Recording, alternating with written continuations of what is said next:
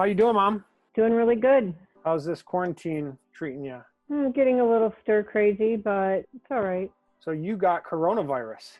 Yes, me and Ron got it. What's it like to know you have coronavirus? We didn't know we had it while we had it. We found out 9 days later, and basically we were coming through it by the time we found out we were positive. We pretty much knew we had it, but it wasn't really confirmed until 9 days. Are you glad that's the way it happened? Do you think it was better not knowing, or do you think it was worse not knowing? No, it was better because, well, I called you and you guys prayed with me and stuff. I was having some real bad anxiety for like 3 nights. I couldn't sleep. And that was just wondering if I knew for sure I had it, I think it would have been 10 times worse. What a trip. Crazy you got it though. Yeah, scary.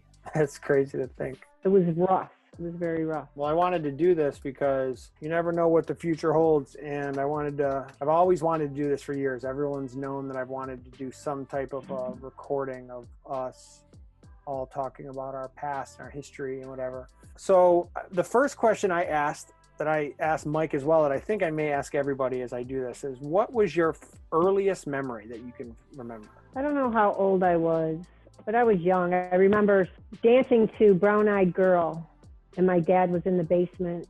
They were playing pool with some friends, and my dad was singing that song, just having fun. And I think I had to have been between 4 and 5. Where was this? It was in Hazel Park. Do you remember what house? Yep, on Hazelwood. So your parents were together?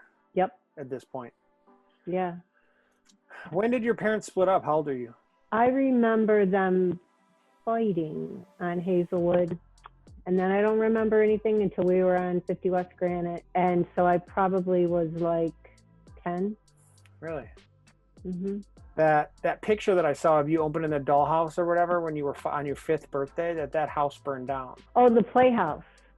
Yeah, that was my 5th birthday. So it was right after that we came here. Because we moved here right after I turned 5. We moved back to Michigan. So my first memory in Michigan was, and I'm glad you reminded me because that would have been my first memory, was burning that down. You burned it down? Yeah, playing with matches. No way. What'd you do? You just like lit a match and threw it in there? Yeah, it was a wooden match, a stick match. We were in there and the curtains caught on fire. Me and Shelly. Shelly was there. Yeah, Shelly, Reagan. The Shelly that I know? Yeah. Huh. Yep. Who is she to you? My cousin. She's my dad's sister. My dad had twin sisters, Judy and Julia. Shelly is Julia's daughter. Who's Judy Nowicki? She's Julia's sister, dad's sister. Oh, really? She's alive still. So she has the farm where Kirk died. Oh, okay. In Sandusky. No, Applegate. Applegate. Your first memory then is of burning down that dollhouse when you were 5. I have other memories. I just don't know how old I was. Like when I got this scar on my chin, I remember someone throwing a garbage can over my head. I tripped and landed on a Maxwell House thing. And I remember getting stitches. I just don't know how old I was. But that was in Cali? Yeah, that was in Cali. Yep. Hazelwood is in Hazel Park? Yep. You do have memories before Hazelwood. While in California, yeah. While in California, but you just don't know how old you are. But you had to be You had to be 4 or 5 because you moved here when you were 5 or something? On my birth certificate, when my name got changed, it was 1966, and it was here. So we had moved here. So you know that you were here in 1966 because when your birth certificate was changed, that was the date on the change. So you had to be here for that to happen, and you were 5. Yes. So you know you had your 5th birthday in LA. Yep. And within a year, you were in Michigan. Yes. And Mike and Russ were born. Yes. Because they were both born out in Cali with you. Yes. Were you guys all born like in the same? I think different cities. Russell was Santa Ana, I think. I don't know where Mike was born. He might have been in LA, but. He told me West Hollywood. Okay, there, yeah. So Grandma and Grandpa were together at that time? Yeah. So she lived in Cali with you guys? Mm-hmm. Yeah. Huh. And then skip to your next memories. They're probably at Hazelwood. Yep. Okay. Yep. Mm-hmm. So you're 5 years old at Hazelwood in Hazel Park. Do you have like fond memories of that time? I have a few. Like the Sunquists lived across the street from us, and my grandma and grandpa lived across the street from us. Oh, that's Grandpa's Street, Hazelwood. Yes. Who's the Sunquist? You mean the beer camps? No, the Sunquists. They were just friends, good friends, like family friends. Grandma and grandpa used to go traveling on vacation with them every year. Grandma and Grandpa Hart? Yes. Mm-hmm. What did she do? What did Grandma Hart do? Played bingo. She didn't have a job? I think she worked in a factory a long time ago, but no, when I was alive, she wasn't working. She like had a job a long time ago. What did Grandpa Hart do? He worked for Ford. Yeah, he worked there and retired from there. So he had a really nice. He had retirement from the military. 401. Yeah. And he ended up leaving his inheritance to Brian, I think, right? Yep. So when you lived on Hazelwood, you had Grandma and Grandpa like right across the street? Yep. And on the other side of Grandma and Grandpa were the beer camps, right? Like you guys, Mike said you guys used to like just run from yard to yard because they were all connected. We did. If you were looking out our front door, it was directly in the middle of Grandma's house and the Sunquist's house. So we were right across the street and their house was there. And then the beer camps. Past them, the beer camps were back there on the left. They were directly behind Grandma and Grandpa. There was a pathway to their house. Oh, really? Yeah. Who were the beer camps to us? That was my mom's sister, Aunt Carol. Real blood sister? Yeah. Mm-hmm. So Grandma Bobbi was adopted. I don't think that's true. I think that was just like folklore? No, yeah. She was in foster care because her and Phil did not get along. Oh, really? Yeah, they didn't get along. And so she was in foster care. And she did love her foster parents.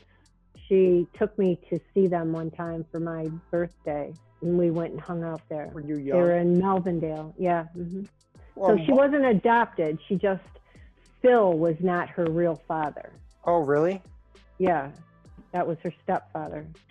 Oh, who was her real dad? His name is Robert Wicker.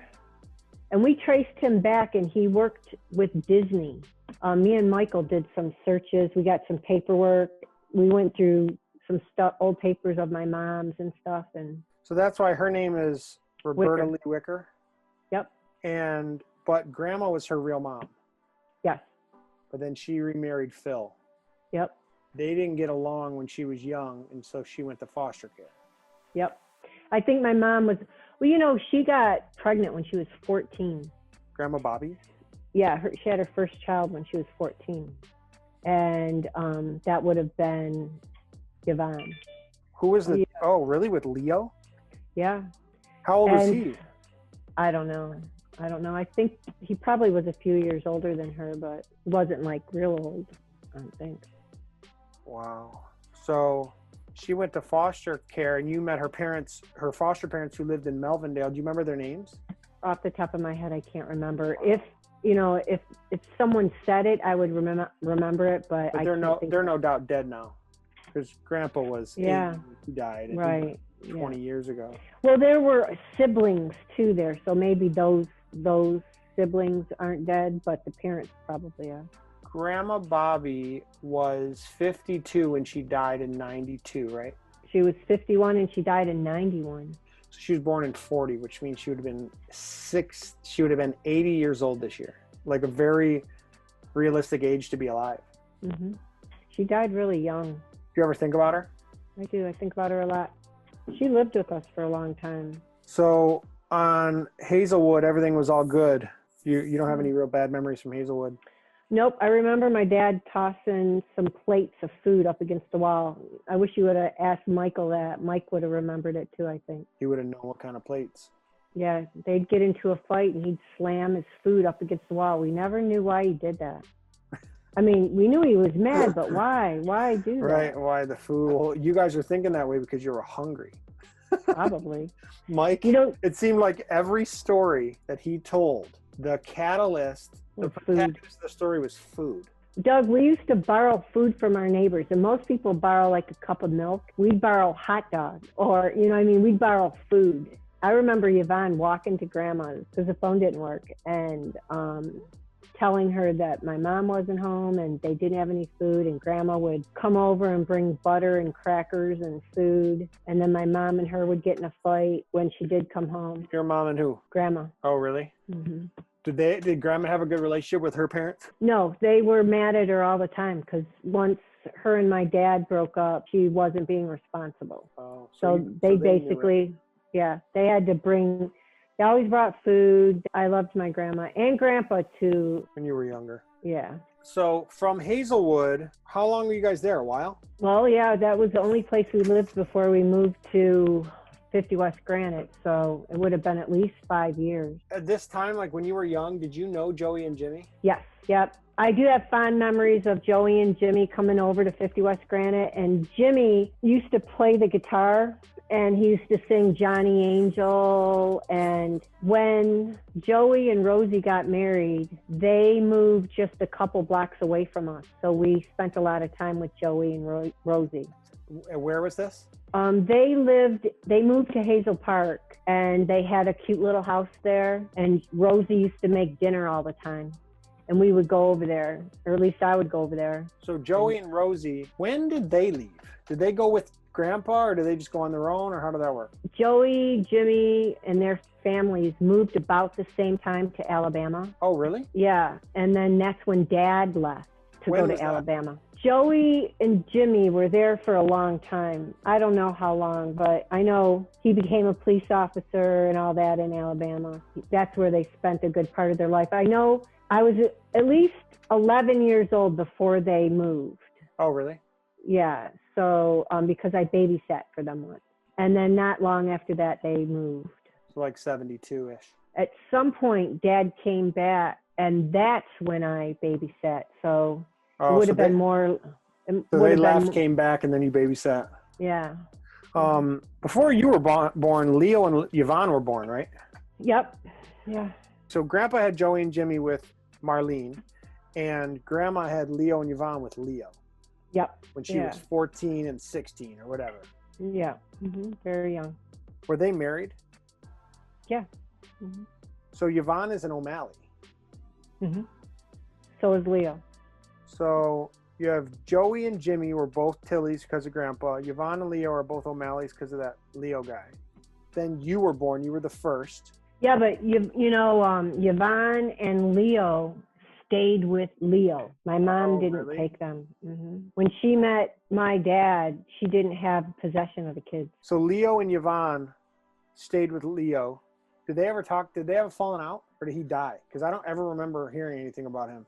I think he met a woman, and they opted not to stay in very good contact. Yvonne had more of a relationship with him than Leo did, because Leo always wanted my dad to be his dad. And actually, they were very close. My dad and Leo were very close. Really?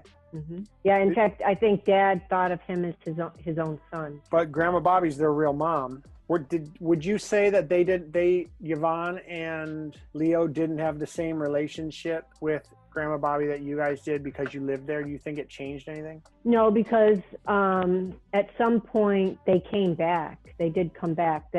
But for a few years when they were young, they were not with her. I'm pretty sure, like when we were in California, at least the first 5 years, she didn't have them. She might have had them when they were babies, but after that, she was with my dad. And how much older is Leo than you? Leo is 62. And you're 59. I will be 59, yeah. So he's 3 years older. And how much older is Yvonne than Leo? I think it was like 2 or 3 years, maybe 2 years. So 5 years older than you. Rest in peace, Aunt Yvonne. And you ended up getting really close with Yvonne.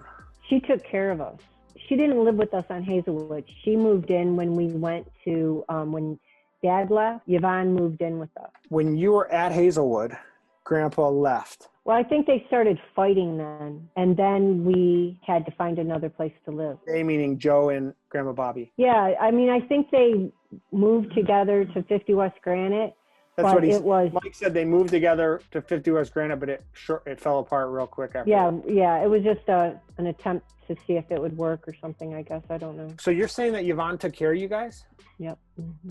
When? The whole time. My mom, she had to work because my dad left. He moved to California, wasn't paying any child support. So my mom was on ADC, and my mom would go to work and Yvonne would just take care of us. Like my mom would, actually, I'm going to be honest, she basically moved out. After my dad left, I don't even think she stayed but a couple nights. Was having a hard time reconciling he was like, I know that I saw her, so she was around sometimes. He's like, yeah, she was never there. I swear she didn't live with us. No, she didn't. She lived with Carlos. When Danny was there. He said Danny, because Danny was first. Yeah, and when Danny was there, it was not very long. I think they got married. They weren't together very long. He was just long enough. He was there long enough to beat up on Russell and Mom. Not Danny? Danny, yep. That's why Russell's kind of messed up, because Danny beat him bad regularly. He didn't like him. I think he reminded him of my dad. Danny Williams? Mm-hmm. Because I noticed that Russell has stories about people that no one else has stories about. It almost sounds like he was in a different family sometimes. And is that from the Danny Williams years, or is that from the... Russell had problems. He just had problems. I don't know. He was not right. I don't think he was right. He was always... He broke both arms at the same time. He put an axe through his forehead. He'd run through a plate glass window. I heard he was always chewing on paint, balls of paint. Something. I mean, Brian said that they would look over, and then Russ is going with a ball of paint that big in his mouth that he peeled off the wall. I believe it. There wasn't a moment that went by that we were not hungry. We never had full bellies. Never. I don't think there was ever time we were growing up we said, I'm so full. That never happened. So, but you're right. Russell has different stories. I've heard a couple of them, and either my mind blacked it all out. You definitely blacked it out. Let's just go there. But it just seems like Russ has more stories about Leo, Yvonne, Danny, and those three kids, those boys. The Blakes. The Blakes. He lived with Dad longer than them we did. More than any of you guys did. Right, because he was always running away. When Yvonne was there, he would get up and he would leave. And we just called it running away. They would leave for the whole day. They did it to Yvonne. Mike said he remembers sleeping under a carpet rolled up in the yard of your guys' house, and he could hear his mom calling his name, but he didn't want to go inside. Yeah. Like, I don't know why I did that, but I just didn't want to be there. Nope, did not want to be there. And then when Yvonne left, they would run away from me. And my day was spent looking for him. It was just a vicious, ridiculous circle. We hung out a lot because I guess when Yvonne was there, I probably took off with them too for the whole day. I just sent you the infamous Annabelle house. How's that? Let's see. Yeah, I remember it. When's the last time you saw that house? The last time I was there, I got into a fight with Carlos, and I never went back there. I never brought you back there either. Mom loved spending time with you. So like I said, I would drop you off. I'd go there, but I would only drop you off for a few minutes, like, a little while. Do you know what that house is? And yeah, that's the one on West End. Tony's Auto Shop closed, and that was the house they lived in. He said, me, Russ, Brian, Kirk, Shannon, and Pearl, I think. Yep. I think Brian and Kirk went back with Mom. Me and Russ went to do hard labor in California with him.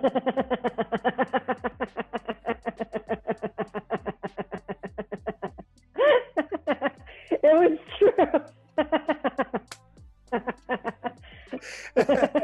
It's so funny. Most of their life just sounds like, if you ask an ex-con what prison is like, it's the same words that Mike uses when he says stuff. Yeah, I know. It's so funny, man. I got to tell you, they continued to run away because even at Dad's, when they lived in Mount Clemens on Jefferson, they would still take off. I remember being with Dad looking for the boys.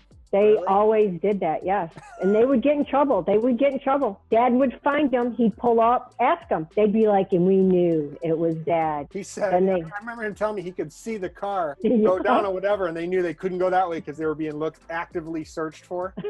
Yeah. That's why they're so good at evading. Yeah, it's true. True. And that is true about them working. Dad made them work like grown men in body shop, like in the garage, working on cars and stuff. And they would get in a lot of trouble if they did stuff wrong. It wasn't, just what are you doing? A hard dude. No, they got slapped. I remember even in his old age, he would have came down on me like a hammer, but he just knew he didn't have it anymore. Yeah. Mike, I have in my notes here, Mike said Grandma would leave for months at a time. She would, and that's the thing. That's why. Where did she go? He said, I don't know. He goes, she was living with people. She was at the bars because we would go get her or we would see her, or he said, I think she would meet people at the bars and go stay the night at their houses or something. No, she stayed with Aunt Janie, my Aunt Janie, and they were cousins. They weren't sisters. They were cousins, very close, my Aunt Jane. And she was my godmother. And she would stay there. She did live with Carlos on another house on Annabelle, and they lived there for a long time. I remember walking Kirk and Brian over to her house saying, please, I got to go to school, because I never got to go to school because I had to babysit because she wasn't home. So I missed a lot of school, and there was never any food. I remember walking over to Wendy's house and her mom feeding us almost every day. How did you meet Wendy? How old are you? What was the circumstances? We met in 6th grade or 7th grade. At school? At school, at Webb. Oh, really? So, yeah, but I think 6th grade is when, it was either 6th or 7th grade. I think 7th grade. Well, Webb is it's a junior high, but... So it couldn't have been, I guess 6th grade back then. Yeah, it probably was 7th. So you just knew her from school? It might have been my 13th birthday party. No, I knew her when we were 12. 12 would have been 7th grade. Yeah. And so we had a birthday party, my birthday party in July when I turned 12. So I knew her a little bit before that. Like, how early was Wendy helping you already? I remember when Mom worked at Lawson's, we would go up there. Wait a minute. She worked at Lawson's? My mom did, yeah. So is that where she met Danny? Because he worked at Lawson's. Yeah, she did too. And I remember crying outside of Lawson's because we never got to see her. So I would look through the window and... No way, that's so sad. Yeah. But we would go there and get bologna and bread. That's all we ever ate. And that was a good day. Bologna and bread. She'd give us food stamps. She'd come by the house and not come in. She would pull up. We would go out and get the food stamps. No adults in the house? No. And the boys, mostly Russell, would get a hold of the food stamps. And then they'd take off and spend the food stamps because they were hungry. But then we didn't have food when they were gone. From what Mike said, by 1970, your parents were gone. No, because Kirk was born in 71. How long after Kirk? Mike said you would give Kirk bottles. I'm trying to put that time frame together because Kirk was a baby and Yvonne was there. Mom met Danny. Yvonne met Jimmy. Not too long after she met Jimmy, she got pregnant and they got married and they moved to Florida. So she was gone. And then I took over. I wasn't 12 yet. I probably was 10. I probably was 10 years old. So how old would a Kirk? That's 71. He just got born. Okay, so yeah. So I remember giving him sugar water because we didn't have milk. And I remember Yvonne going to my grandma's crying, saying Kirk needs something to eat. He didn't have food. Baby. Yeah. And we didn't have diapers. We had to, wash him out by hand. We didn't have soap. I don't even know what we used for toilet paper because there was nobody dropping any toilet paper off. I don't even know how we did things. I know we didn't have shampoo. We didn't have stuff. We made do. In 1971, it can't be because he was born in August of 70, I thought, which would have made sense by the time you were 10 in 71, he was 5 months old. This August, he would turn 50. He was born in 70. Okay. So he's born in 70, which means 71, you're 10 years old. He's less than a year, but... Yeah, that's probably right. Mike said that that grandma was already leaving for months at a time. Right when Kirk was a baby, she started leaving. Right. Well, Yvonne, yes, that's true. And Yvonne hung out for a while, but then He said that grandma met Danny. I didn't know it was at Lawson's. I thought she went down the street and met him, but apparently she was working there. His family managed it. Oh, okay. Either owned it or managed it, because they lived in Sterling Heights and they had a really nice house. They were all really educated. And Mike said that after Grandpa had or Grandma had set Grandpa up to cheat on her, to see if he would cheat on her. And when he did, that Grandma disconnected at that point. And then that's when she got with Danny, that she was still with Joe, but he had cheated on her and like it was falling apart. So she went and hooked up with Danny. She used to get us out of school one at a time on different days. She'd be drinking and drive us to go watch my dad in bars. And Really? yeah, it was really scary. He would, like, do anything wrong? Yep. See if he'd leave with women. It wasn't, I mean, she did it for a few months because I remember her doing it to me. I thought when I did get to go to school, I liked going to school, but when she got me out, I thought something was wrong. And then she just said, we're going for a ride. But I just remember her reckless driving. She was always drunk, always driving recklessly. Wow. And I just remember. I know one time she was with Carlos and she took me with her to the bar at night and left me in the car for hours while she was in the bar. And I remember being too afraid to get out of the car because it was a parking lot, a dirt road parking lot, like a dirt parking lot, a gravel parking lot. Then I remember him coming out with a friend and getting in the car and then driving. Just little bits and pieces of stuff. So Yvonne meets her new stepdad's brother. Yep. And gets pregnant. And how old was she? She probably was 16. Probably 16. This would be 16 years, 21 years after you were born. If she was 5 years older than you and she was 16, yeah. So 72, she's pregnant. She hadn't graduated yet. Really?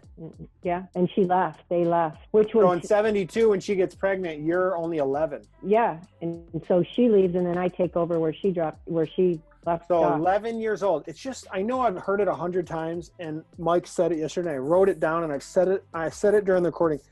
You are 10 and 11 years old. Mm-hmm. You have a 9-year-old, a 7-year-old, a 5-year-old, and a newborn, basically a 1-year-old that you're taking care of. Yep. And my main goal was not letting them die. That was all. Wow. And you were always thought they were coming back? Like there was always like, this is just a weird time? Or like, did you know right away, you're like, they're gone, we're on our own? Yep.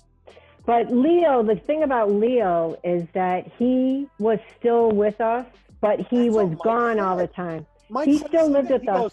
He goes, Leo lived with us, but he was never there. He's like, I don't know. But he brought food. He brought food. They would go steal food. He would come home and bring. Jerry Walker and Leo would go steal food. Quarters. And clothes. He would bring home. He said he would bring Jerry Walker around, and we all thought it was cool. He said, but Leo was over it. He hated the life. He was like just trying to stay away, just trying to do his own thing. There's no doubt why he's in the situation he's in. Like he's a different breed.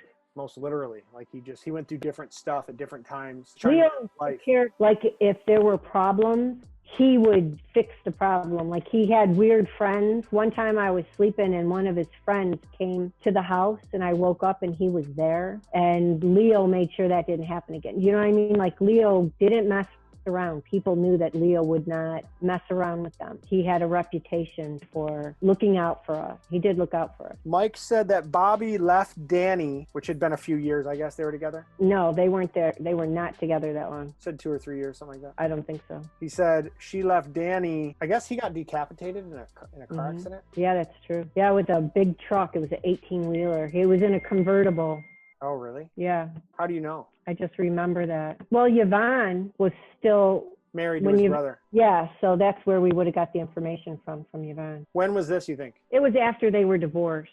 Probably when you were about 3. It was before we lived on David. Mike said Grandma Bobbi was with Carlos when I was born. Oh, yeah, with Carlos. Yeah. We talked about that. They lived on Annabelle. There's 2 houses on Annabelle. There was a little flat on Annabelle that Mom lived in with Carlos after the house on Annabelle, the house that you sent me. Yeah. They lived in another, like an apartment on Annabelle. Oh, they lived in their own on Annabelle. Yes. Were the boys with them? Were Brian and Kirk with them? No, they were with me. Crazy that you say with me like you were their mom. But it's like you had custody of her kids. It's crazy. When I was 12, I started going with Doug Hubert, and it was Leo's friend, and he was older, who now would be considered a pedophile, probably. Oh, didn't he go to jail for that? Yeah, he did, actually, which is why Yeah. When I put the ages together and stuff. But the only reason why I had never had boyfriends or anything like that, but he was my boyfriend because he had a car. He would bring food over. We went to his house and his mom would take the boys and I could go do stuff without, Right. get away. Yeah. She actually even let them live there. I got a job. I lied about my age and got a job and was saving money. And I remember her telling me, I've been trying to my mom would check in every 3 or 4 months, but then she didn't check in. And Joyce said, we've got to get a hold of your mom. She's got to take the kids back. They were babies or no? No, they were older by then. They were, they weren't babies. They were still young. They were 5? Well, I would have been 13 or 14 by then. You start dating Doug Hubert at 12. When I say dating, he would come to the house. Sure. There's no such thing as dating. So you're 14. You're with Doug Hubert. Mike's living on Hayes. Well, probably what happened is when my mom, we couldn't get a hold of my mom. I'll bet you my dad came back, and I'll bet you the kids went with my dad. I didn't go to Hayes, So who went to Hayes? Kirk and Brian. Russell was already with my dad. I didn't have Russell. Oh. I had Russell on 50 West Granite for a little while. What would happen is Dad would come back. He's a year younger than you. But my dad would come back and my mom and him would fight. I remember we would have a powwow and we would always say, who's going to be next? Because my dad and mom would fight. And one time my mom told me, get your stuff ready. Your dad's coming to get you. And I remember crying because I didn't want to go with him. I didn't even know him. He had been gone for a while. But they would get into a fight and he'd be back for a minute. And then we just didn't know from day to day if he was going to be back. That probably was earlier on 50 West Granite before they actually left. He said Kirk was born at 50 West Granite. Kirk was born at 50 West Granite. So that's what I mean. We weren't there that much time. It could have been a year or two, maybe. But I don't remember. I don't have any memories of my dad in that house. Oh, really? None. Yeah, Mike said it was they either broke up. He said he remembers them getting 50 West Granite together, but not staying there together. Yeah. So they I had have to move zero. out, and then it just fell apart.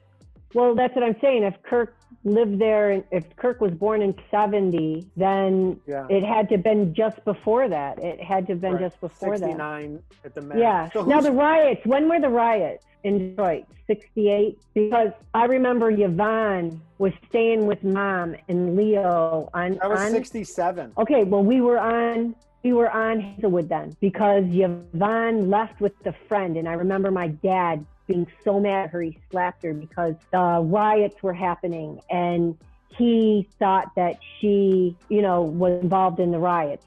Maybe because she was a teenager or something, I don't know. Now that I think of it, Yvonne did live with us for a while on Hazelwood because she got hit by a car and she actually almost died. She was in critical condition. She had a scar from her chest all the way down her stomach from the riots of July of 67. It would have been your 6th birthday. So we were still there then, and probably for a while after that. I just remembered that. So I know, Dad was still at the house during that time. Who's Fred Bourgeois? He was just a guy they met at Motor City roller rink, and he probably was a pedophile. He always did whatever boys wanted him to do: buy him beer, drive him around, smoke weed with them. He was like their lackey, and he only wanted to spend time with them. He had a convertible. He was older. Yep, he was older. He had money. He would always give him money. And then when did you guys move to Stansbury, and did you move there? I did move there, but I was only there for a short time till Mom got beat up. And then I said, I can't take it no more. Who was she with? Carlos. She was already with Carlos on Stansbury. That was the end of their relationship almost on Stansbury. Stansbury was later because I was already in high school because I went to Redford High. When I left there, I went to stay with my dad on Finkel, and Russell and everybody was there. Yeah, that's what Mike said. I think Mike and Brian were there too, and Kirk. When Grandma Bobbi met Carlos, had she broken up with Danny, or did she cheat on Danny with Carlos? I don't know how anyone could know because she was never home. Oh, okay. She was just too disconnected. Yeah. But was there much time between the two? Or it was like Danny to Carlos? We lived in Hazel Park on Granite, and Danny was there. After Danny and her broke up, we lost the house. Mom got a house on Hayes. And I think that was 464 Hayes. That was the house that I did move into on the corner. That's where I got hepatitis. And Carlos lived there with Mom. Where, on Hayes?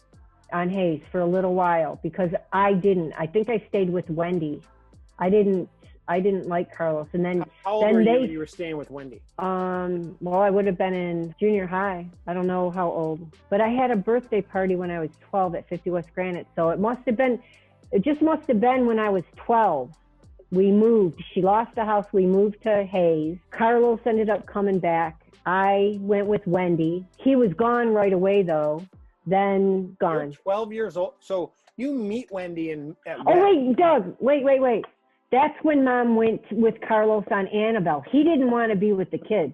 She got the house on Hayes. They lived there for a minute. I wouldn't live there. Mom had to babysit her own kids.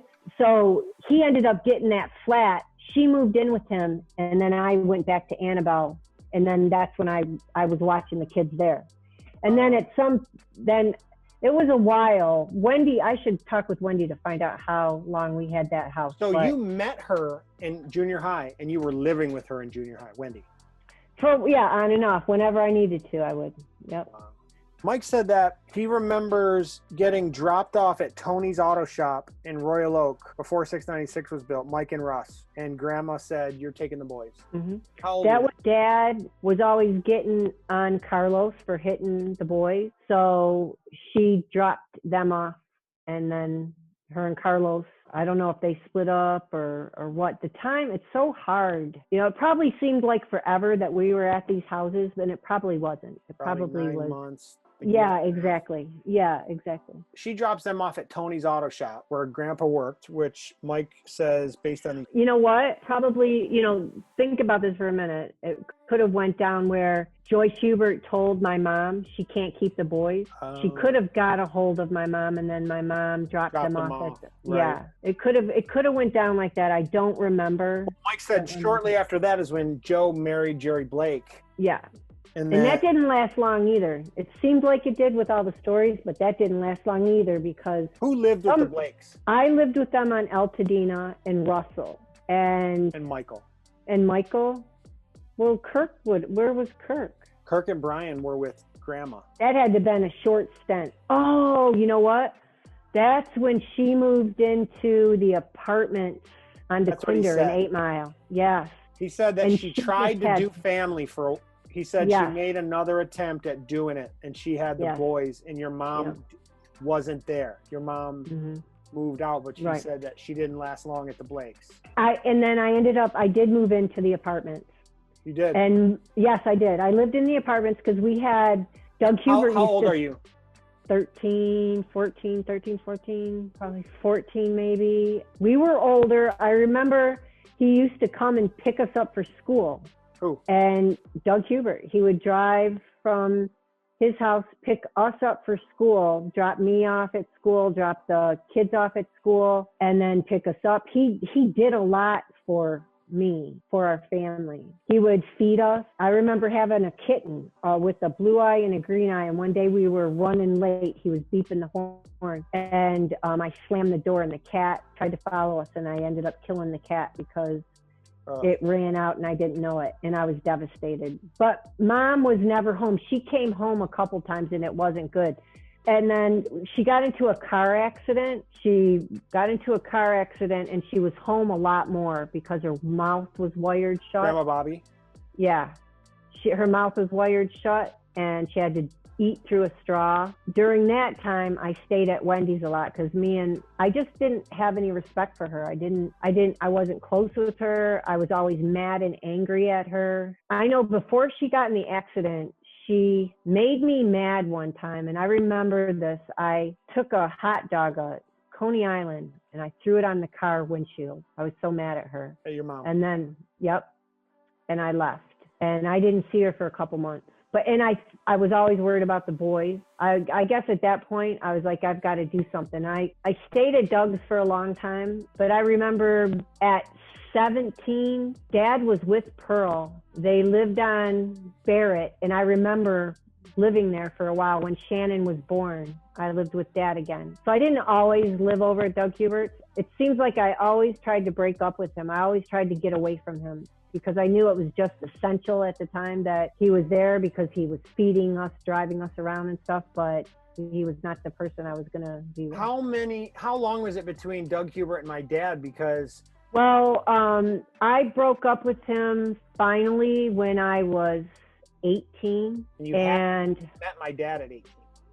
Well, before that, though, I moved in with Leo on 11 Mile and John R. There's these apartments behind the Braves. Leo lived there, so he let me live there for a while. And then I ended up going back to Dad's. On Los Angeles? Over on Barrett. No, on Barrett. Then from Barrett, we went to Los Angeles. You were broken up with Doug Hubert by Los Angeles? When I lived with Leo, yeah. When I broke up with him and moved out to live at Leo's. Oh, and that was on Barrett? That was on 11 Mile. On 11 Mile. And then a year later, you moved into Los Angeles. I don't even know if it was a whole year. So it was because we lived in Barrett. They lived on Barrett Street, and I ended up moving out of Leo's.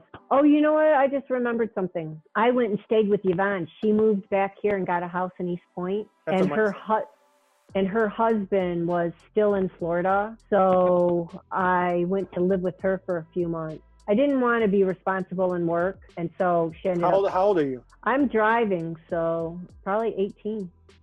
I only probably stayed with Leo for a short period of time. Because that means that you met my dad when you were 18. You had me when you were 21. You got pregnant when you were 20. You met my dad probably the end when you were 19. Something like that. Right. I did a lot. From the time I was like 17 to 18 or 18 till I met your dad, I was always moving. I remember I lived at my friend Paula Bondi's house in Pleasant Ridge on 7 Ridge Road. I lived there for quite a while, right across from the zoo. Meaning months? We were, yeah, probably a long time, a good part of the time. Mike said that Grandma Bobbi stayed home with Carlos, with Bobby and Kirk and Brian, and then moved to Annabelle with Carlos. So he said that she was home with you guys, but then moved out with Carlos onto Annabelle. Left to that other, yes. Mm-hmm. I have a note here that says Leo married Tammy and they were doing well at that point. This is before it all fell apart for them. What era was that? Where were you when Leo got married to Tammy? I was with your dad because he was at the wedding. Oh, really? Mm-hmm. And you were with my dad for about 6 months before you got pregnant, right? I don't know how long. I think it was 6 months, but I don't know how long. Roughly. I'll be honest with you. But it was before you got pregnant. You were with him. We worked together. We liked each other.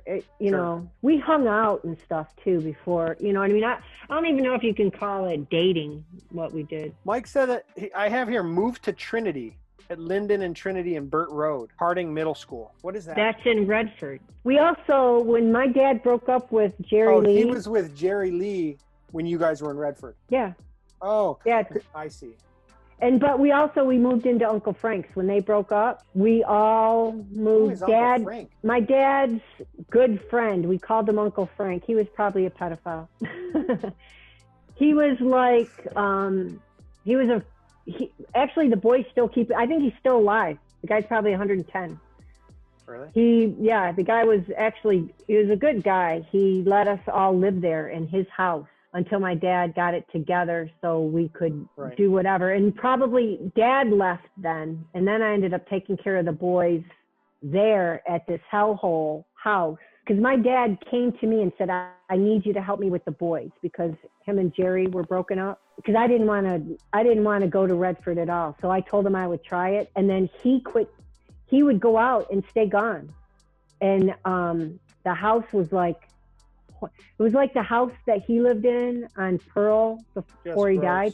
It was gross. And I said, no, I'm done. I am not living like this no more. Mike said that Joe cheated on Jerry with Pearl. And I can believe that because that's how quick it was that Dad ended up moving up to Holly with Russell again. And I don't know where Michael was. You'll have to find out if Michael went to Holly. I know Russell did. Russell went to Holly with them. Dad lived with Pearl in Holly for a while. Because I remember going over there and seeing it. And then the next thing you know, Dad's got a house with Pearl on Jefferson. He said Mike moves out of Carlos's, the Annabelle house, to Joe in Mount Clements with Pearl on Jefferson in Maple Hill.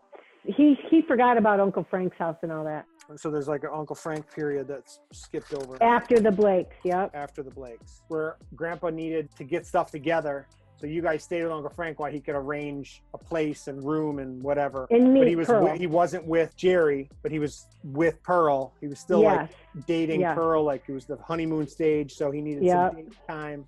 Yeah. And then Mike says, enter Doug Hubert. When did Doug Hubert came around? He was Leo's friend. So you were like 12. So 1973-ish. Mm-hmm. Yep. Way too young. 87 West Mapledale. Is that? Yep. That's the original house? That's the house where his mom lived and he lived. He grew up there. The one that I stayed at and remembered as a child. Yep. And that's when he was in jail. I remember him being in jail, his daughters being in the house. I was there with them and he wasn't allowed to be there. Yeah, it's true. And that was a tough spot to be in because after me and your dad got married and stuff, Joyce was still your grandma Joyce. By now, she babysat you when I worked. She was like my mother, more than my own mother. Doug was not, he was just there. In order to still be connected to Joyce, we had to deal with Doug, but he stayed out of our way. He wasn't creepy or anything like that. He pretty much stayed out of your dad and I's way. Your dad came with me to Joyce's house. I remember. That's what's so weird for me. He must not have done many years in prison. I don't think he did. Because I remember him getting out when I was and that's probably what it was. He probably was in prison when we were going over there and stuff.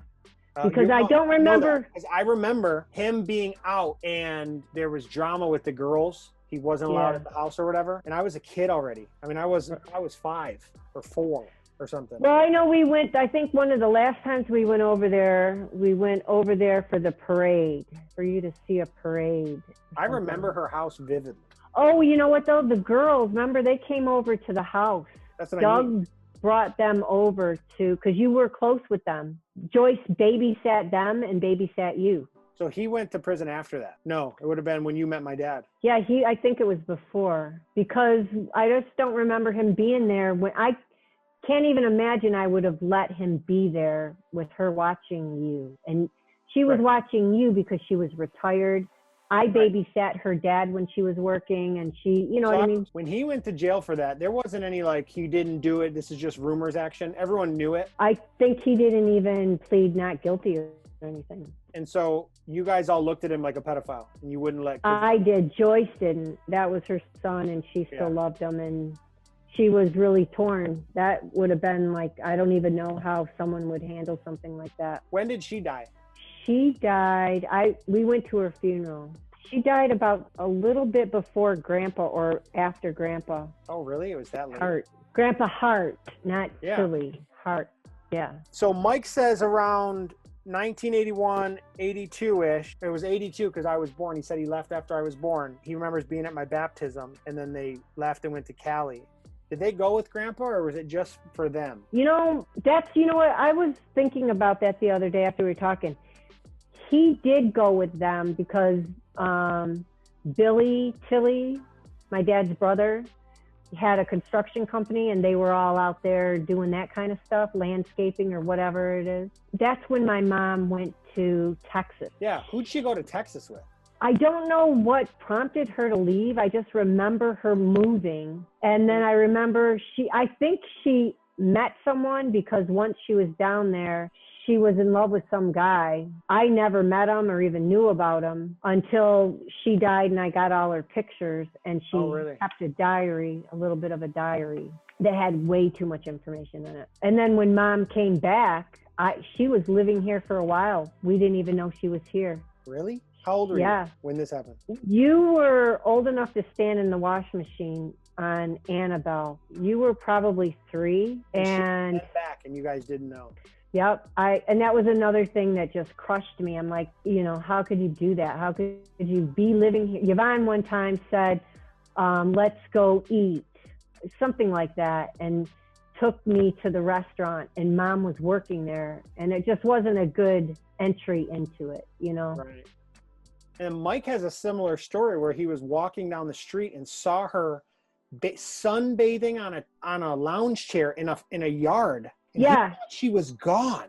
Yeah, she moved into a flat. When she came back here, she moved into a flat in Ferndale because she invited me over to see her flat. And she was just, her mind wasn't.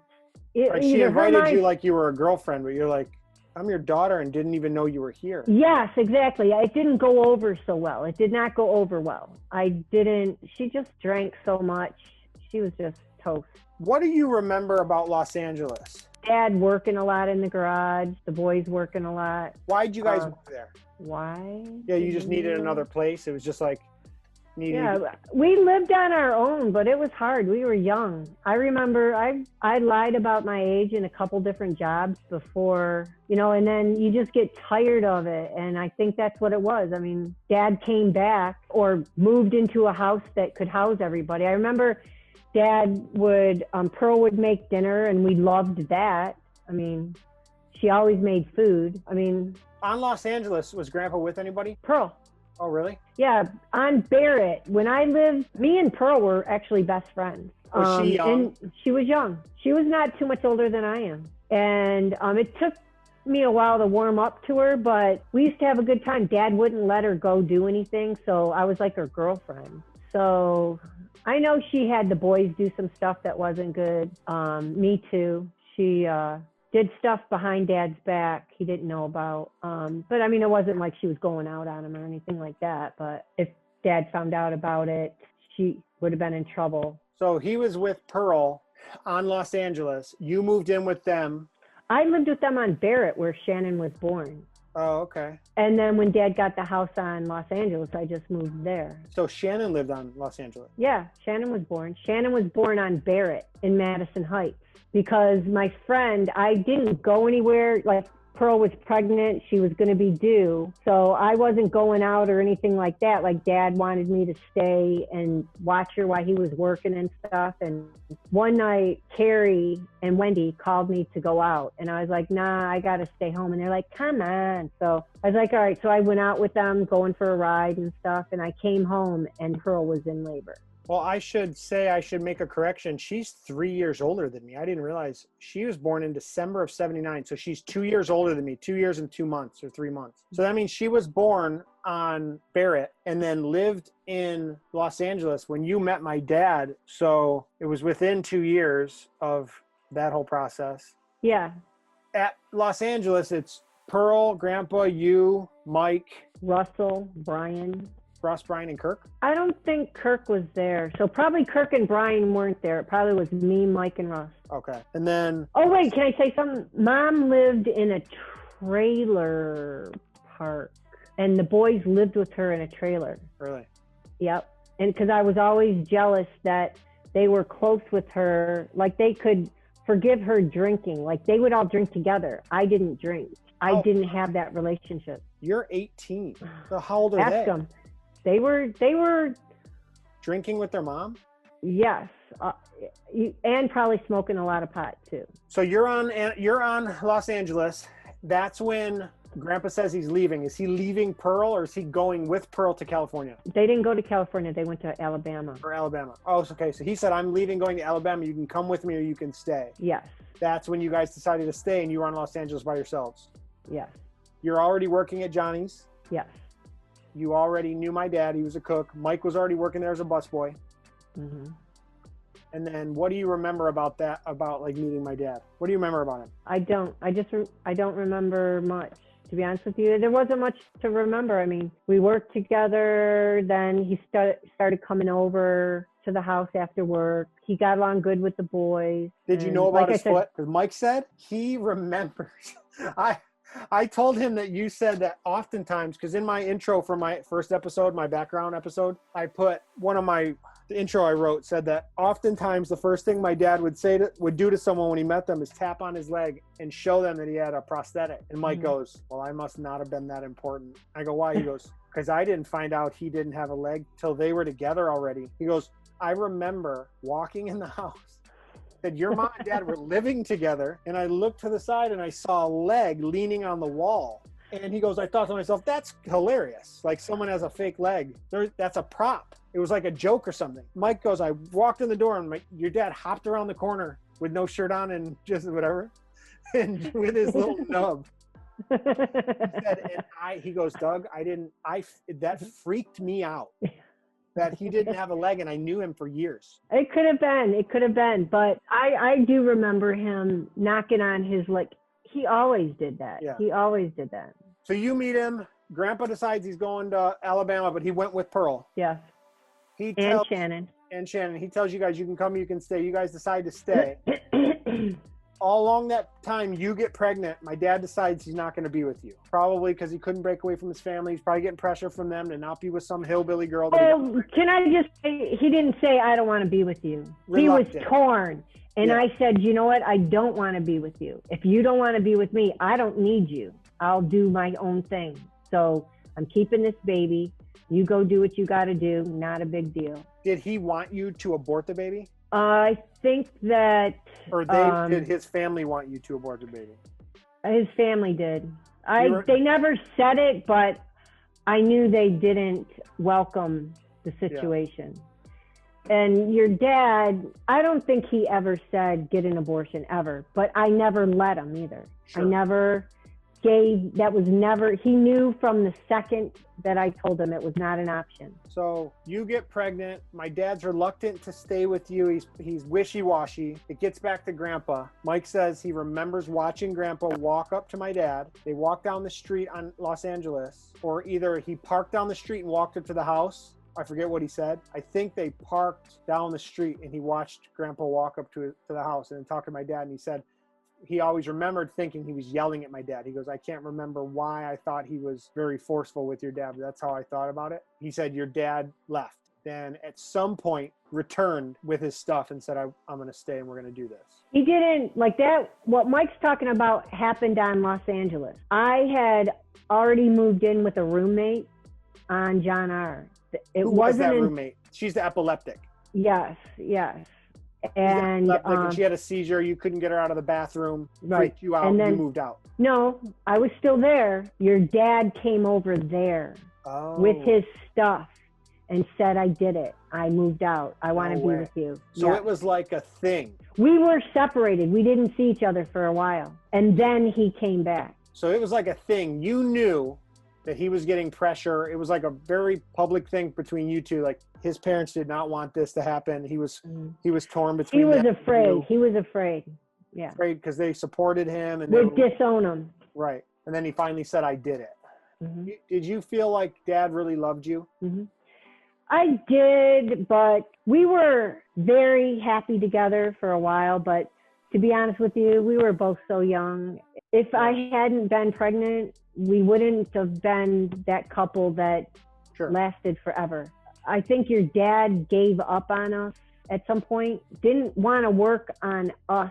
Like he loved you, and I think he loved me, but he always worked. He never wanted to do anything or spend time. It seems like he just wanted disconnected. Exactly. He disconnected. I mean, it's common. It's as a father and as a husband, I see the draw there. Mm-hmm. I see that's a slippery slope that even I could go down. Yeah. Believe it or not. Like I have to make a conscious effort. Like this whole interview, I constantly have in the back of my head that my kids are without me. Right? It's a thing. And I remember I literally went through all these photos I have, and every photo my dad is on the same couch with a different beer. And if I ever wanted to be with him, it was on the couch. Yep. I don't remember. I have zero memories of my dad off that couch, except for in the basement working out sometimes. I don't have any memories of my dad in karate. I have pictures where I see him in karate. I'm like, oh, but I'm telling you at that age, Mom, I already knew my dad was making an attempt. My dad knew he was losing you and that the family was falling apart. He was a very jealous dude. I remember that. I don't think he was jealous. That's the thing. He didn't show me attention ever. He'd said things to me I remember when I was a kid. I remember when he came into my room crying when you and him got into a fight, and he told me I'm losing your mother. I told him, though. I said, if we don't go get counseling, we're not going to be married very much longer. We need counseling. That's why I know he loved you, and I know he wanted it to work. And I think that he had no training. No one told him what it was to be a good husband. I don't think his dad was a good husband. I don't think his dad was. Yeah, he didn't have anything to pull from. I know, Right. because you know what, Doug? That's I the didn't. same thing as me as a mother. I didn't have anything to pull from. Right. All of a sudden, you're like, whoa, things really got out of hand here. I don't know how I got where I'm at, but I don't know my wife. Her and my kid are doing karate. I mean, Mom, we were gone all the time. There is a chunk of my life where I know nothing. I have no memories except for martial arts.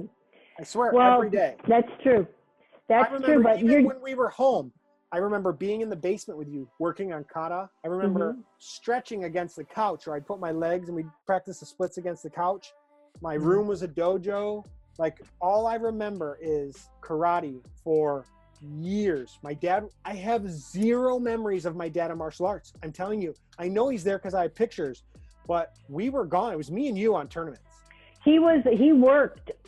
He was gone all the time. And if he wasn't gone, he was sleeping. Your dad, unfortunately, I think he had some addiction issues, not with like heavy drugs, but Sure. Pills, I think for sure. I think that he did, and I know I still remember sad. him throwing pills back. I can picture his technique of taking pills. I remember seeing him all the time, and I just thought, I was a kid, so I thought they were Tylenol, and I didn't know there was anything wrong with taking pills.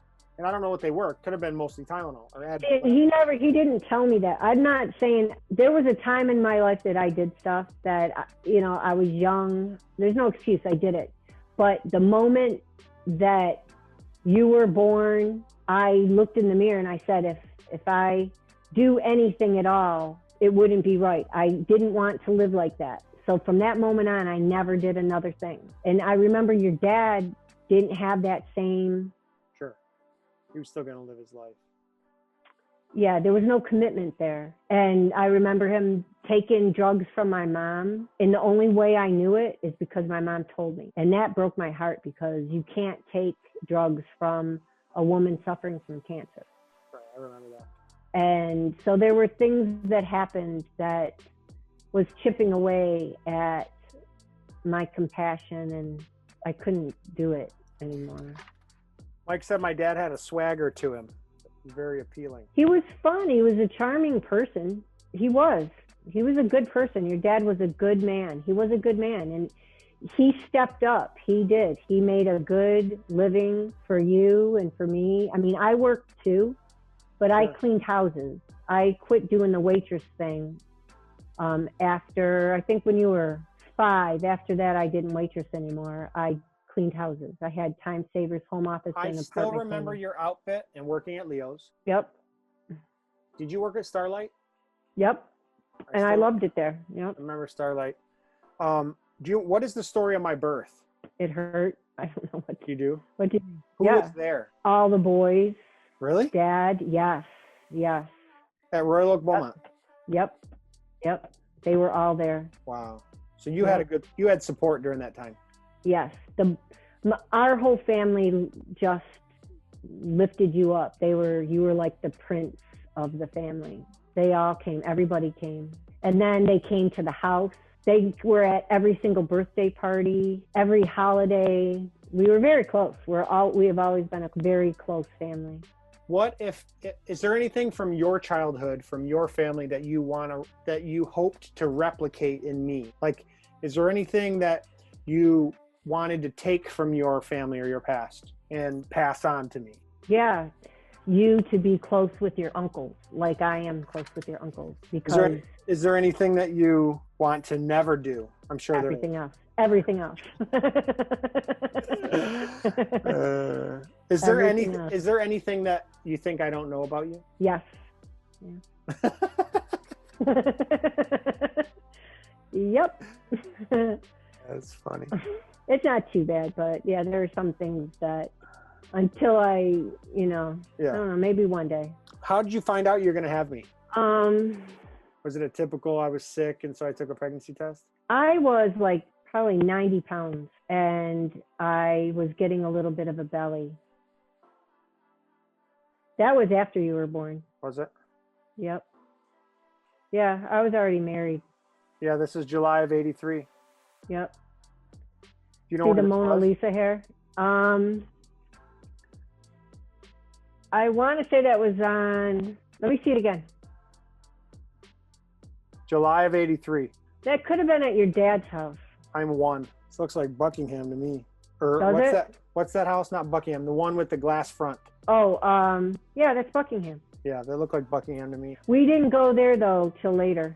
Yeah. Well, when we were 5, we moved to East Detroit. When I was 5 in '87, we moved to East Detroit. We were So- only in Buckingham for like I was saving money like crazy. Oh, really? So a year, maybe. Yeah.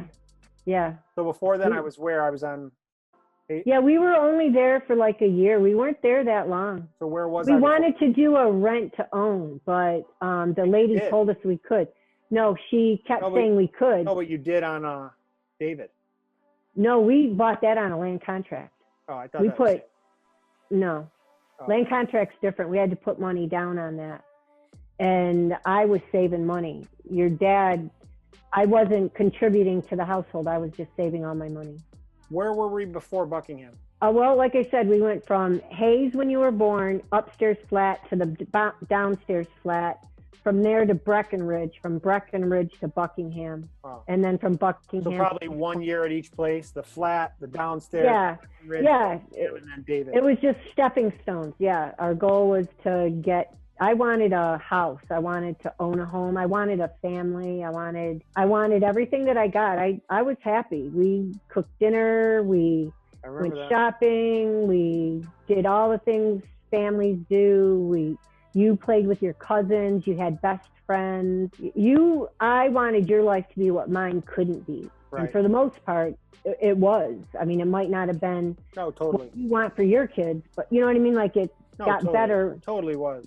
You had what Really, I never the had. first 12 years of my life, it was amazing. You might not remember it the same, but I knew I had everything. Like I never felt like I ever wanted for anything, except for I do remember the last like 3 or 4 years. It was tumultuous with you and Dad. Mhm. And I didn't- wanted more kids. I wanted to have more kids. Your dad didn't want more kids. And that was a huge thing. Really? Yeah, huge. Wow. I even wanted to adopt. He didn't want to have more kids because he didn't want the hospital bills. And I'm like, well, Right. so I looked into adopting, but it was more expensive to adopt. What is your favorite memory from your childhood? Probably in the basement when my dad was singing. Really? So he's playing pool Mhm. in the basement on Hazelwood. And then what is your favorite memory of when with us, like me, you and Dad? That would have been, we took a trip. It was funny. We went We went to up a north? car. Oh, that was good too. That was good too. That was the only vacation. No, that wasn't. That was the second vacation we ever took. The first vacation, we went to an auction and bought a car. I think it was an Impala for $60. And we knew for a fact it needed a new ignition because there were no keys with it. But other than that, we didn't know how it ran. And then your dad found the keys under the seat. No way. And yes, and the car started and didn't need anything. And that was like, we just felt like we were so blessed at that time, it wasn't funny.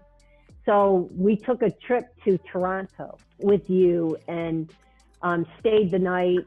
And that was like the first time I ever had a vacation. And then when we went up to Port Sanilac, yep, that was awesome. That was so much fun. Yep. That was 89. Those were the only 2 times we ever took a vacation with your dad. Do you Was remember Toronto. this, Mom, is when you met my dad. This is his real like not a copy. This is his real high school ID. I got it from Claudia. Did you?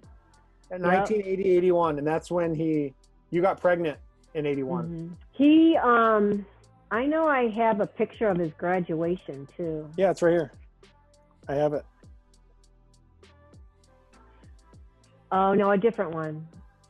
It's him in his living room. Oh, yeah. Wearing his tux? Yeah. Hey, I have it right here. Where was this? That was a New Year's Eve party. We lived on with You guys Donna. look good here. Like this is like model status. I know. You look happy. Like actually look in love. You know what I mean? Yeah, that's what I'm saying. We were. That was a New Year's Eve party we went to. We went to a bar. Actually, Wendy and Carrie and me and your dad and I think Mike and Alice went, and we all got tickets to a bar that served dinner and drinks and everything. And that's the night that Dad, I don't know why, you should call Mike and ask him what happened, but Donna McLaren, the Donnie's mom, we were all real close. Dad came over to our house one time and got into a conflict with Donna's ex-husband. And for some reason, okay, so Donna must have come too, and her husband. Dad came to the bar that night, walked in, and took his hand that was gigantic and slapped Donna McLaren's husband right in the face. And we were speechless. And I was alive already? Yeah. You were being babysat by someone. And so you want me to ask Mike, why did that happen? Yes, I don't remember why that happened, but I remember it happened and it freaked us all out. We couldn't, I don't know what happened. I don't know why he did that. Slapped her husband. Yes, right in the face, and he didn't do nothing. So I don't know what happened. What is this? This is me and you. Where was this at? That chair. That was at Doug Hubert's house. Really? Mm-hmm. I'll never forget. One of the cutest things I remember is when I came home from work. Well, I went over to Joyce's house to get you. I just got off of work, and she was so happy with herself. She gave you a haircut. I remember. Why are you saying cute? You said you were devastated. I was. It was cute that she felt so happy about it, but me, I cried. I couldn't believe she cut your hair. I saved your hair. She saved your hair. She thought she was doing me a favor, and how can you hurt someone's feelings? Right. So, but I was devastated. I felt like I was missing out on so much because I would always come home and she'd say, "Oh, he did this today and that today." And do you remember what time I was born? It was at night. It says 7 pounds. 1 ounce. 1 ounce. 20 inches long. It was at night. I don't think it was too late though, because I remember going to the hospital and being in the emergency room, and the doctor that I had wasn't there, and someone came in and said, "Oh, you're not in labor." And I was like, "It hurts. Feels like I'm in labor." And they left me and your dad in the room, and someone else came in and checked on me, and for some reason I got the feeling he was a maintenance man. I mean, seriously. I was like, this guy that just did that to me. It was weird. Actually, I wish you could, well, you can't, your dad's not here, but. So you and my dad drove to the hospital together, and then everyone else showed up. I didn't see anyone until after you were born. Really? So you labored by yourself or with my dad? But your labor was fast. It was so fast. Really? Yeah. When I went in there, they said I wasn't in labor, and then someone else came and checked and said, "No, you're not in labor." Then they were going to check me one more time and then send me home. And I was like I went from 0 to here he comes, and they like raced me up to the delivery room, and then you were born. Do you remember the forceps thing? Yep. Do you remember hearing them say they needed forceps, or that was just standard practice? I remember the person that delivered you, it was like one of their first births because they were getting instruction from someone else. I don't know. That's all I remember. I remember your eye was black and blue and stuff, which I felt horrible. I didn't trust people after that. I was like, oh my God, Was I stitched? No, there weren't stitches. Crazy. No. Because it's a scar. It probably should have been stitches. I don't think they stitched you. None of your pictures had stitches. I would have taken Right, pictures. You're right. I just saw that picture. There wasn't anything. Where was this? I remember this kitchen. That was on Breckenridge. And when you were that old is when we got a stackable washer and dryer. And that's when that's when I started like trying to save money and buy things. We bought our first Corey kitchenette table. We bought a washer and dryer. They weren't stackable. It was Right. It was a side-by-side washer and dryer, but it was the kind that you hook up to your sink. It was like they were brand new. You had lifted the lid and climbed inside, and I was doing something around the house. I looked, and you were standing up, and it went, and then it went like that. There was no, you know, they have the safety now. I always thought that you were the reason why they created that safety because you were starting the spin cycle standing up, and you thought it was a blast. Tell me that's not Okie. Can you see that? Yeah, that's cute. I love that picture. That outfit is the same outfit. We have of you petting a turtle at my Aunt Janie's. I have that picture. The only pictures I have of me with my dad outside of that one are these, like, and they're all on the couch, and he's got a beer. Yeah. Same Yeah. couch, different sheet. So I know they're different days. Different outfits, and he's got a beer in his hand. Yeah. That was the meeting spot. Like, so you know how small that living room was, right? yeah. But we didn't care. That was we were owning a house right then. We were so young and owning a house, and we were ecstatic. That may be my favorite picture of us. Because he's smiling, Yeah. I'm smiling. Yep. You made him laugh all the time. He would always mess with you. I found a picture of when I got my first Nintendo Game Boy. And it was 30 years ago to the same day Okie got his. No way. Yeah, it was Christmas of 89. He got his Christmas of 19. That's cool. Trip. Well, I don't want to get too much into my life because this one was just about like your earliest memory and history and background up until I was born, because my life is its whole other thing. And then this way, so the idea, Mom, is that I'm doing Mike, I'm going to do all the boys and you, and hopefully Leo and anyone that'll do it. I'm sure it will differ and dates will be different and memories will be different and whatever. But this will be a chance where I'm going to post the full videos for people in our family to, like, when we get together, we could pop one on and then let it spur conversations about what happened or whatever.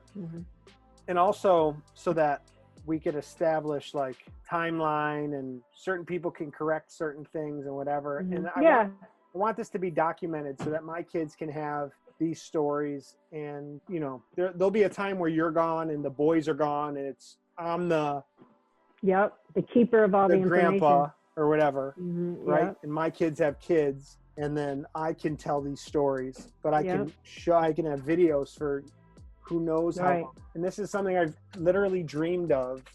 I've wanted to do so badly. It's so important to me. When I was in Hawaii, I would talk to Mike on the phone and just be like, dude, all I want to do is, Christina she always asked me, what do you want to do? A dream job, like if you could just say, what do you want to do for fun and then get paid to do? It would be to be with you guys. It would be to be with you and the boys, just talking and reminiscing and laughing. That's my favorite thing to do. And so I realized yesterday when I did this with Mike, it was so much fun and the time went so fast, but we're building to be able to document it and have it for something. Man, I don't know why I didn't do it sooner, but I think you started, remember, back with my dad? No, I tried to get it. I have the journals here from when I interviewed him. I just want you to know that the boys love you so much, and they need you. They need you to respect them. Yeah, they get hurt. They do. They don't get upset with me. They get hurt if I don't. They get their feelings hurt, and that's huge in our family because we try not to do that. We definitely try not to do that. That's why I'll go out of my way. I'll tell a lie before I'll hurt one of their feelings if I have to. Do you know what I mean? It's not good for everybody, but no, I get it. But I know that your whole life that they say that I kept the family together. I don't think I did. I think you did. They never missed anything having to do with you. I think it was because it was you. The only reason I was so important to them, think about it, because from day one, like they're at the hospital, it wasn't me. They didn't know me. It was Cookie's son. No, that's probably how it started, but then you got Sure. all these people fighting over who's going to be, not fighting, crying over who's going to be the godfather. And then Brian just left it at, well, he's going to have two then. You know, seriously. They're the most important people in the world to me, and they really are like brothers, and they're like my best friends. So, I mean, I'm glad to hear that. That's because seriously, they need that. every time I came back from Detroit or from Hawaii, there's only one thing I wanted to do, and that was have parties. Mhm. That's why I take it a little more. I hate when there's drama at those things. That's why you're always so open and loving to who you invite. And I was always, because I only got one time a year to come back from Hawaii. Yeah, right.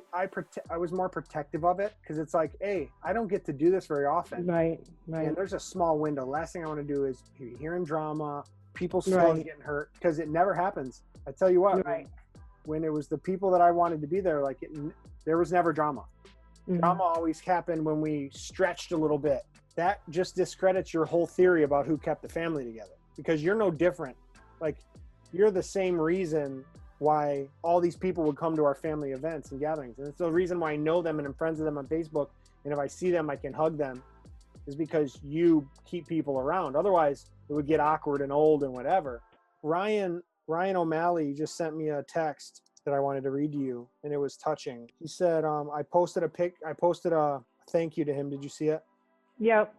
He texted me. He said, bro, I really appreciate that. I don't think you realize the amount of gratitude I have towards you and your mom. You guys saved me. I didn't have many good examples of good people and how to be. You two inspired me from a very young age and helped mold me into a better person. He said, I really believe that certain people were inserted into my life throughout the years at specific times, and you two were in my life when I needed it the most. My upbringing was up. What's crazy is that you were a part of it as much as I was. You saw it, you lived it. But at the same time, we had each other and both made it through. I looked up to you so much, you have no idea. I thought you were seriously the coolest dude ever. I love you. And I put, bro, you had it worse than anyone I ever knew. Like an anvil getting struck thousands of times with a hammer, you didn't stand a chance. I wouldn't have wished that pain on my worst enemy. Though we didn't know it at the time, your strength was being born from that pain. Like forging iron into steel. You're a real life superhero. You're invincible. I always admired your ability to push through. It just goes to show that two people can look up to each other at the same time and not even know it. Love you too, bro. Keep being you. And that's because, like, I do remember seeing that. Like, to this day, I'll go to my grave knowing that was a messed up situation. Mm-hmm. Like, to go into crack houses. Mm-hmm. Yep. Looking for your dad is that is he is my generation's equivalent of you guys. The closest thing. I didn't have what you had.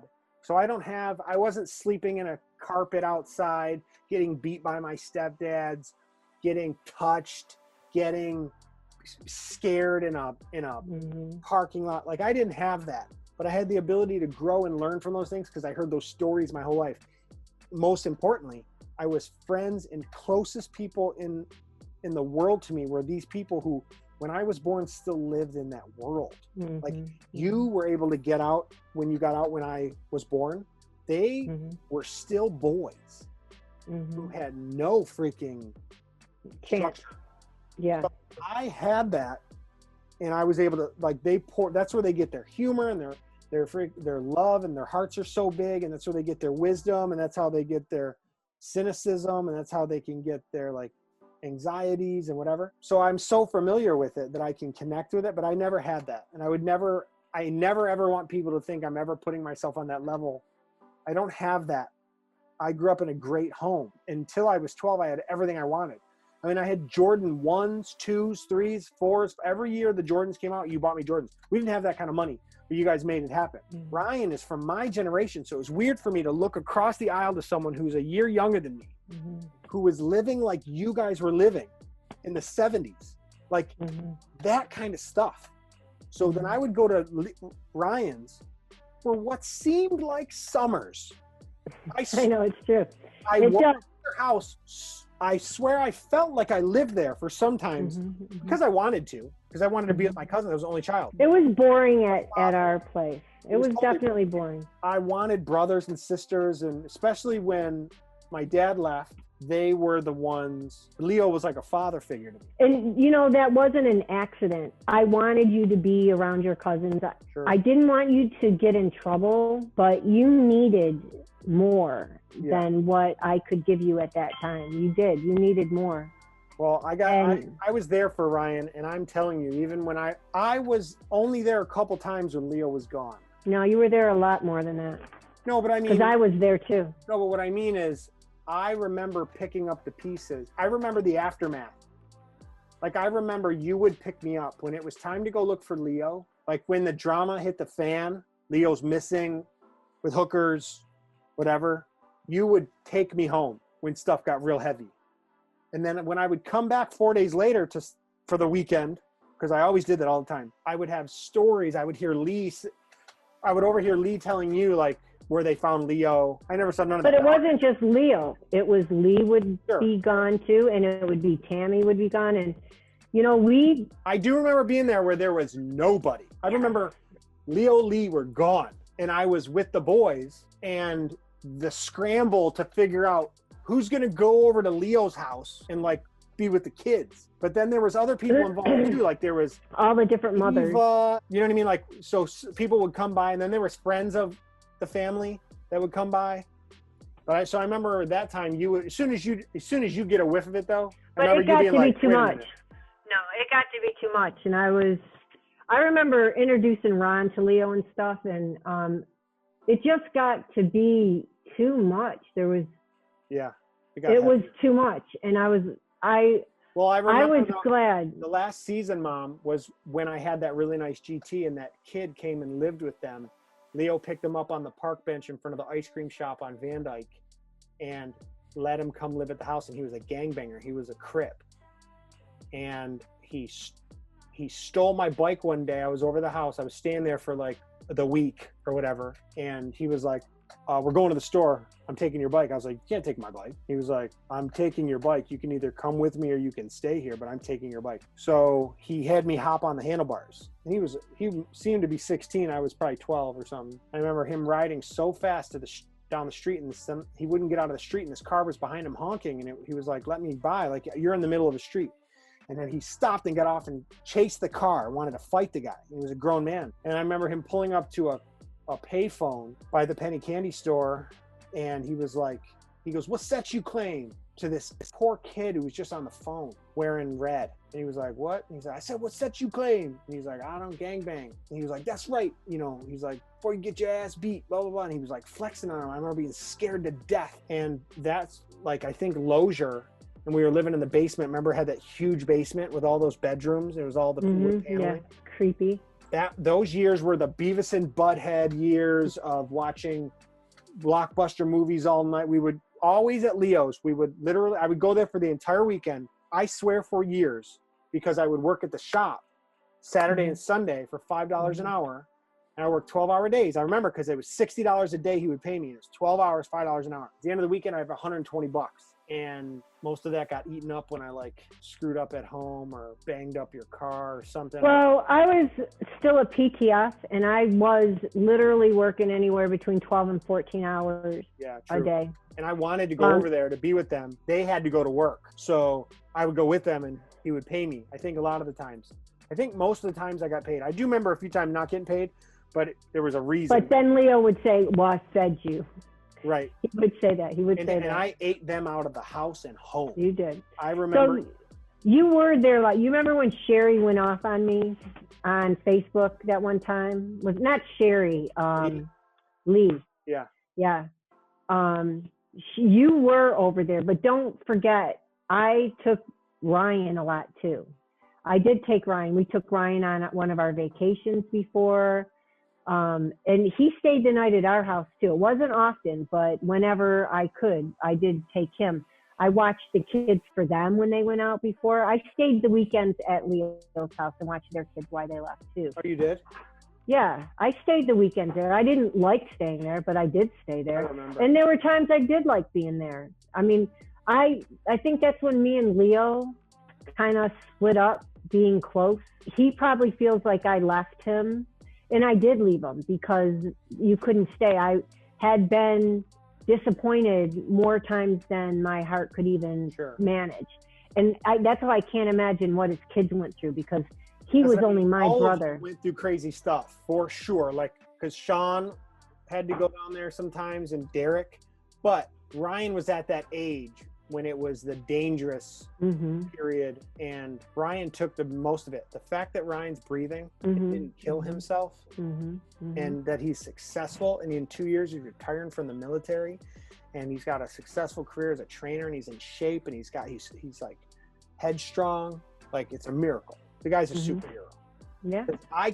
The thing about him, I could leave at night or at the end of the weekend. But I remember I felt hopeless for him. Yeah, the disappointment that they endured on a daily basis, minute to minute, actually. Yeah, it was horrible. From I'll be home and I'll cook dinner to no dinner, no one came home. They went hungry too. Not all the time, but they went hungry too. Oh yeah. I mean, they ate a lot of funky dinners. They still ate. But then it's feast or famine.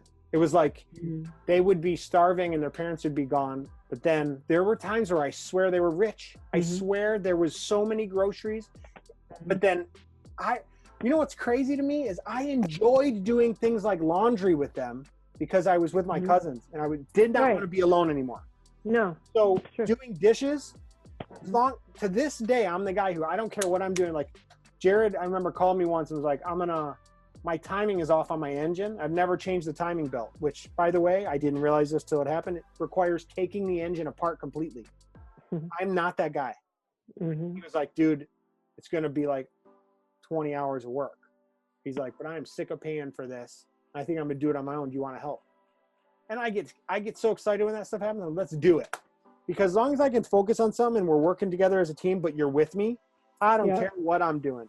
Yeah. That's why I work with Aaron. I don't particularly enjoy this work at all, but I like being with people. You guys have fun together, yeah. Right. So as long as you're joking and talking and we're both bearing the whatever, it's all good. So I remember doing stacks of laundry taller than me, and it sounds like a cartoon, but it was real with all those people. No, I saw it. I saw it. And then grocery day, you needed the Suburban because the whole thing, you couldn't even bring so many kids with you to go to the grocery store. I remember 3 carts every week. You know what I mean? Yeah. And so it was feast or famine. And I love those people. I tell you what I do. And even Lee, like I'm 39 and I look back, I don't know how old she was when I was over there, but I know what it's like to watch other people's kids. For her to have watched me and not lost her mind is a miracle. She must have loved me. She did. You wouldn't have been there. You wouldn't have been there. Leo did too. That's what I mean. Leo really did love me and take care of me, and I look up to him. And it really hurt my feelings when he didn't show up to my wedding. You have to understand. So he hurt your feelings at one time. Think about what he did to his own kids. That's what I'm saying. Like Shelby, she's got MS. She was being disappointed the longest because she's the oldest. She was there even close, even to the more dangerous. That was in the crack era started. She was already there. And she was tossed aside by Leo for so long, and she still loves him. Well, I guess we took a big chunk out of that, but we'll revisit that another time. I know you got to go, and I got to probably put the kids to bed soon. But I love you. Thanks for doing this, Ma. I know it wasn't easy, and sorry if I brought up any painful stuff, but I think this is good for us. I know. And I do think that this is therapeutic, though, not just for you and for me, but for the future. The whole family. Yeah. And so I think this could grow. And it's my dream that this could become a thing that we have of stories. I can only imagine what we would have if I had a YouTube channel full of Kirk videos. Yeah, I know. And so one day there'll be one of us. I do have a lot of Kirk on video. Now you couldn't talk to him, but if you ever wanted to do something on Kirk. Totally. I want to be able to put the family stuff on the channel. All right, Mom. I love you, babe. All right. I love you, sweetheart. Love you too, Mom. I'm glad we did this. Thank you. Love you. Thanks. Thank you. Bye.